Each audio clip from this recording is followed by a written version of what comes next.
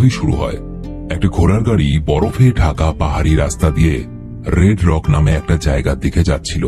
তবে পথে হঠাৎ তুষার ঝড় ওঠে এবং এই অবস্থায় গাড়িটা নিয়ে তাড়াতাড়ি এগোনোর চেষ্টা করলে কিছু লাশ নিয়ে এই কালো চামড়ার লোকটা এই ঘোড়ার গাড়িটার সামনে বাধা হয়ে দাঁড়ায়।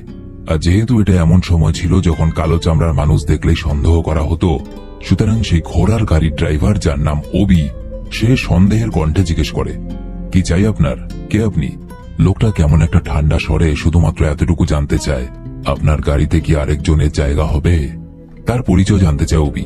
সে বলে তার নাম হলো ওয়ারেন এবং পেশায় সে একজন বাউন্ডারি হান্টার। এবার মনের মধ্যে প্রশ্ন আসে, বাউন্ডারি হান্টার কাকে বলে? দেখো, সেই সময় অর্থাৎ 1800 বা 19 শতকে সরকার কিছু মানুষদেরকে টাকা দিয়ে ভাড়া করত। তাদের কাজ কি ছিল? তাদের কাজ হলো পুলিশের কাছ থেকে যেসব অপরাধীরা পালিয়ে গেছে বা পুলিশ যাদেরকে ধরতে পারছে না, সেই সব অপরাধীদের মেরে তার লাশ যে কোনো পুলিশ স্টেশনে গিয়ে জমাইত হবে এবং তার পরিবর্তে সেই মানুষটাকে অনেক টাকা দেওয়া হয়। তো এভাবে যারা অপরাধীদের মেরে পুলিশের কাছে পৌঁছে দিত তাদেরকে বলা হতো বাউন্ডারি হান্টার। তো দেখা যায় সেই ঘোড়ার গাড়ির ভেতরে দুজন মানুষ বসেছিল। একজনের নাম জন, যাকে দ্য হ্যাংম্যান বলা হয়, এবং পেশায় সেও একজন বাউন্ডারি হান্টার ছিল। এবং এই মেয়েটাকে দেখা যায় যার নাম হলো ডেজি।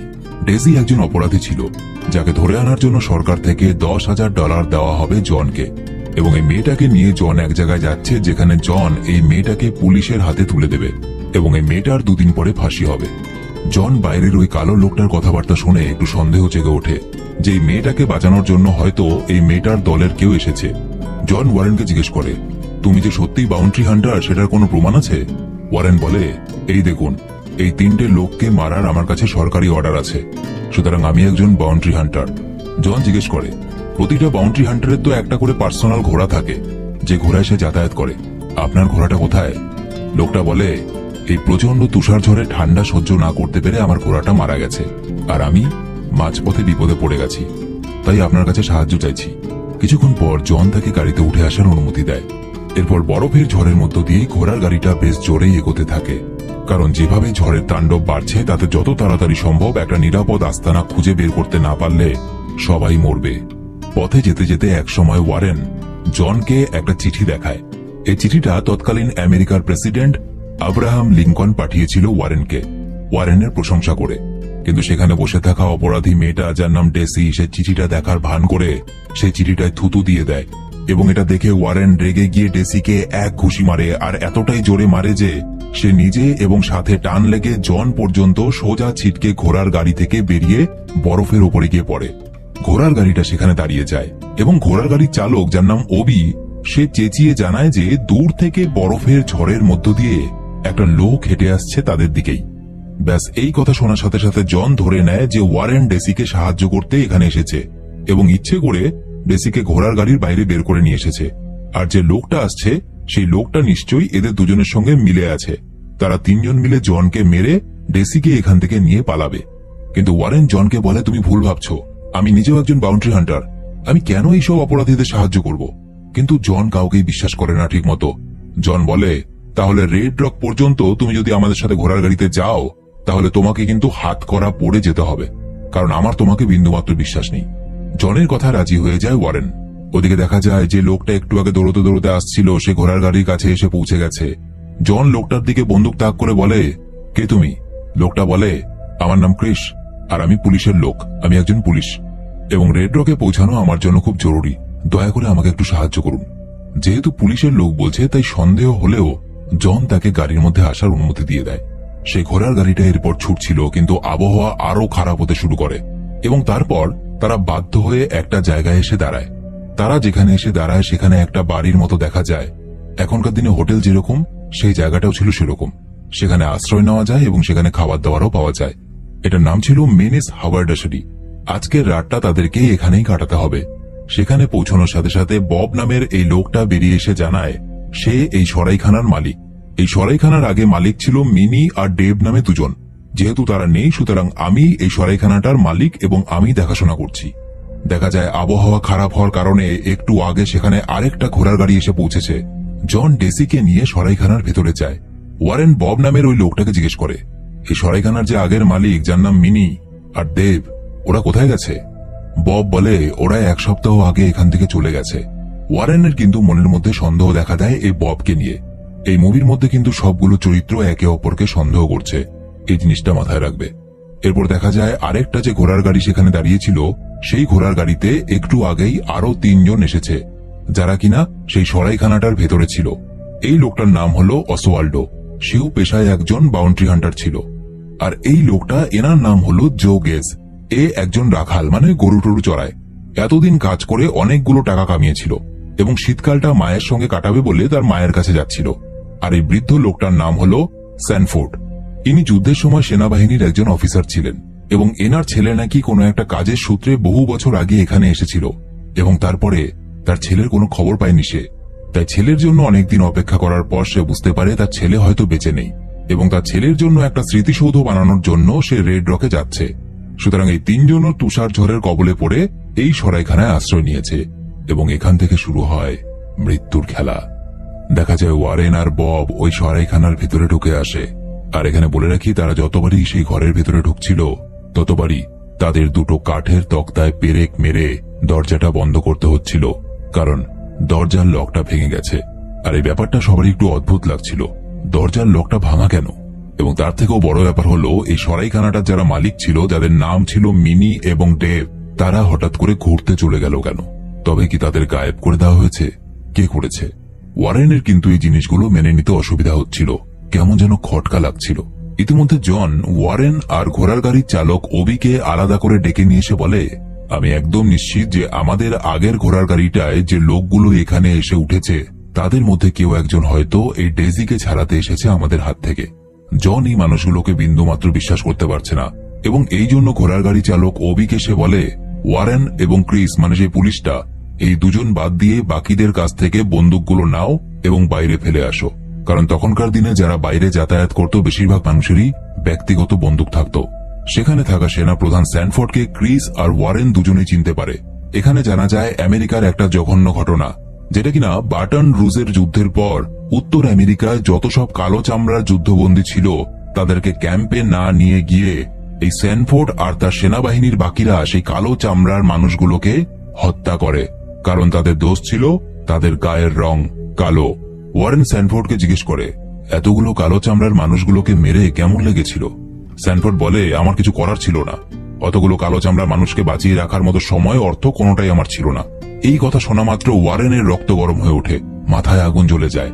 সে বন্দুক বার করে এবং স্যানফোর্ডকে গুলি করে শেষ করে দিতে যায়, কিন্তু অসওয়াল্ডো কোনোভাবে তাকে শান্ত করে, কারণ তখনকার দিনে কোনো নিরস্ত্র লোককে খুন করাটা আইনত অপরাধ ছিল। তাই এই অবস্থা স্যানফোর্ডকে খুন করলে ওয়ারেনের বড় কোনো শাস্তি হতে পারে। রাতে সবাই খেতে বসে, কেউ কাউকে বিশ্বাস করতে পারছে না, সবার চোখে মুখে কেমন যেন একে অপরের প্রতি সন্দেহ। কিছু কথাবার্তার পর শান্তভাবে ওয়ারেন খাবার টেবিল থেকে উঠে গিয়ে স্যানফোর্ডের কাছে গিয়ে আবার বসে। এরপর কথায় কথায় স্যানফোর্ডের ছেলে চেস্টারের কথা ওঠে, যে কিনা বহু বছর আগে বাড়ি ছেড়ে এই রেড রকে চলে এসেছিল। ওয়ারেন স্যানফোর্ডকে বলে যে আমি তোমার ছেলে চেস্টারকে চিনতাম। স্যানফোর্ড তার কথা বিশ্বাস করতে না চাইলে ওয়ারেন শান্ত স্বরে বলে, আমি আপনার ছেলেকে খুব ভালো করে চিনতাম, আর আমি এটাও জানি সে কিভাবে এবং কবে মারা গেছে। কারণ কি জানেন? কারণ আমি তাকে নিজের হাতে খুন করেছি। এই কথাগুলো বলে ওয়ারেন নিজের 2টো বন্দুকের মধ্যে একটা বন্দুক স্যানফোর্ডের পাশে রেখে দেয় এবং এসব কিছু শুনে স্যানফোর্ডের মাথায় আকাশ ভেঙে পড়ে। সে অবাক হয়ে যায়, কি বলছে লোকটা। ওয়ারেন আরো বলতে থাকে, সে বলে, আপনার ছেলে আমাকে মারতে এসেছিল, কিন্তু উল্টো আমার কাছেই বন্দী হয়ে যায়। জানেন তো, আপনার ছেলে চেস্টার অনেক কাকুতি মিনতি করেছিল আমার কাছে যে এইবারের মতো আমায় ছেড়ে দিন, আমার ভুল হয়ে গেছে, দয়া করে আমায় বাড়ি যেতে দিন, আমার বাবা অপেক্ষা করছে। আর এইসব বলতে বলতেই আপনার ছেলে আপনার নাম নেয়, স্যানফোর্ড।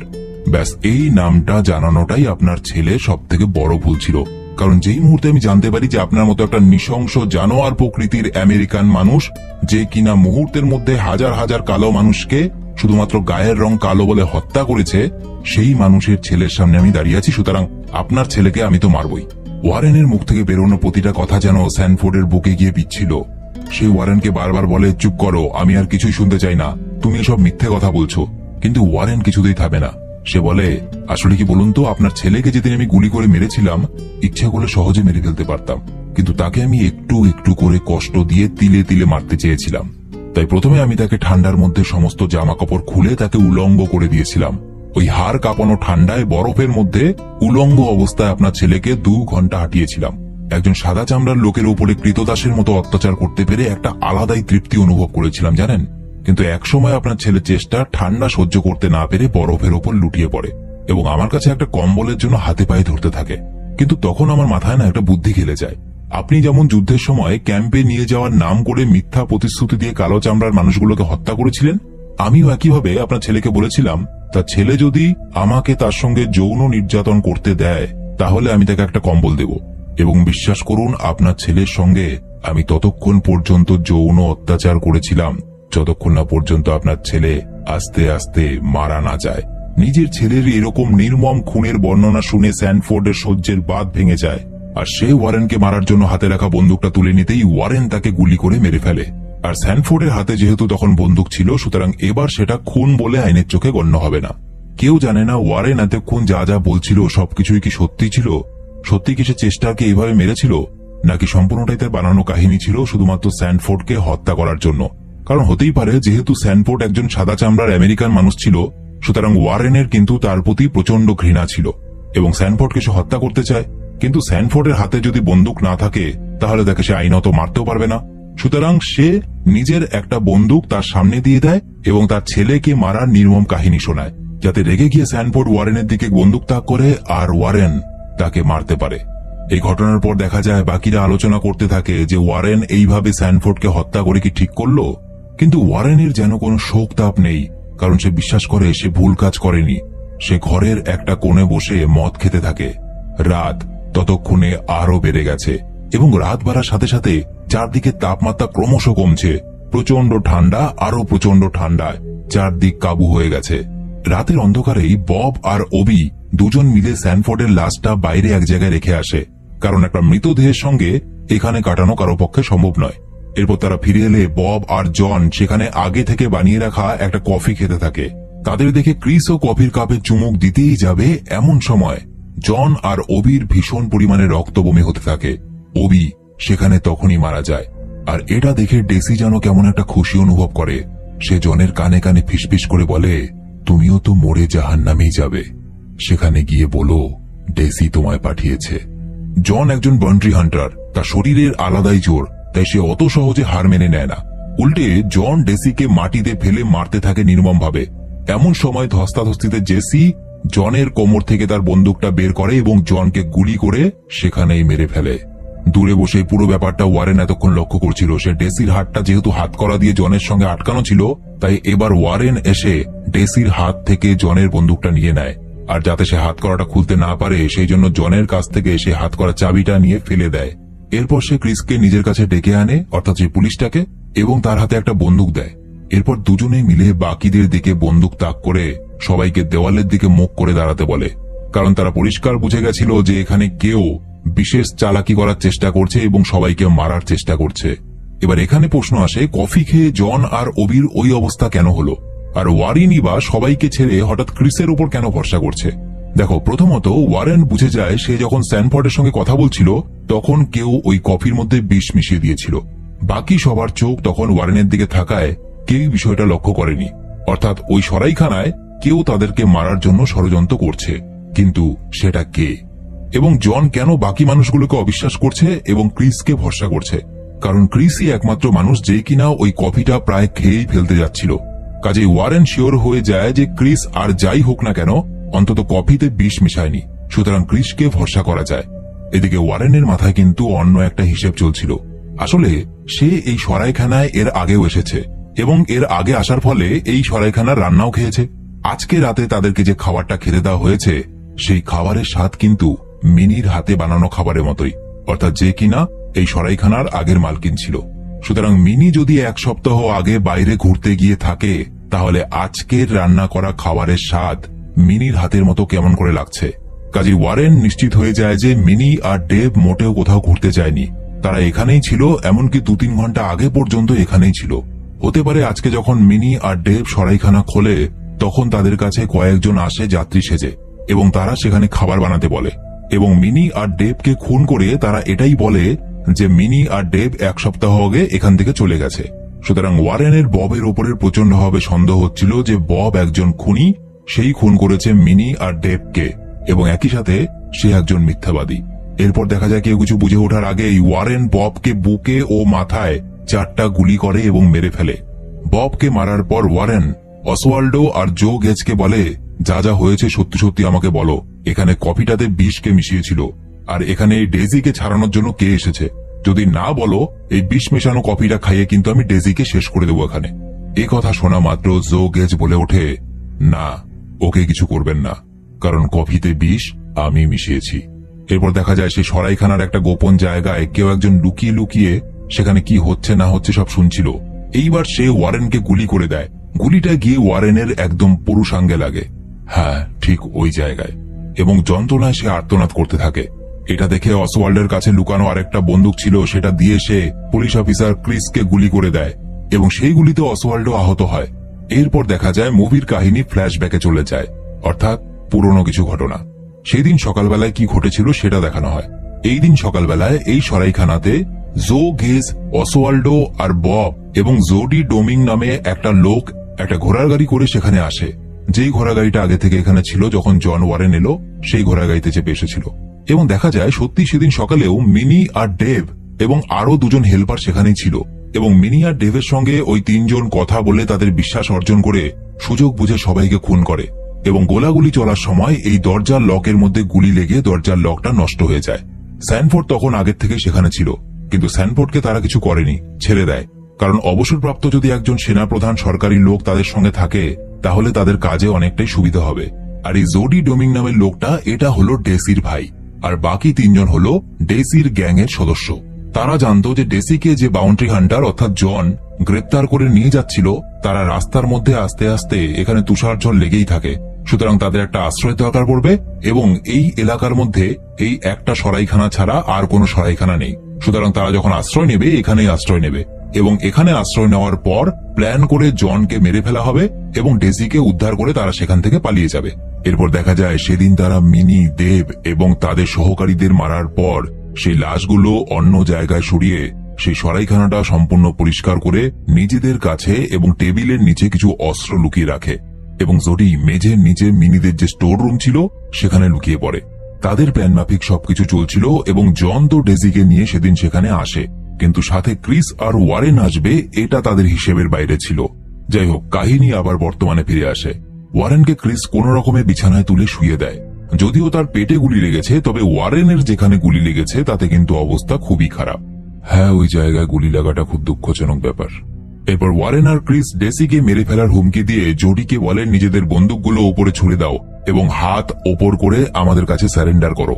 জোডি আর কোনো রাস্তা না পেয়ে উপরে উঠে আসে, কিন্তু ঠিক এই সময় কিছু বুঝে ওঠার আগেই ওয়ারেন তার মাথায় গুলি করে তার খুলি উড়িয়ে দেয়।